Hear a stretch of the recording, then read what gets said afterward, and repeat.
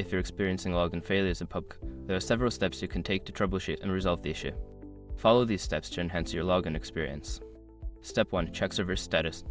Visit the official PUBG website or social media channels to verify if the game's servers are down for maintenance or experiencing issues. If the servers are down, you may need to wait until they are back online.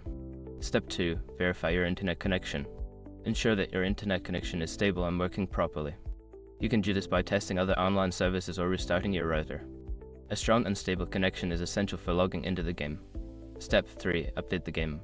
Make sure that your PUBG client is updated to the latest version. Check for updates in your game launcher or platform Steam, Xbox, PlayStation, and install any available updates to ensure compatibility with the servers. Step 4. Clear cache and data. If you're playing on a mobile device, go to your device settings and clear the cache and data for the PUBG app. This can help resolve any corrupted files that may be causing login issues. Step 5. Reinstall the game. If all else fails, consider uninstalling and then reinstalling PUBG. This can fix any underlying issues with the game installation that may be preventing you from logging in.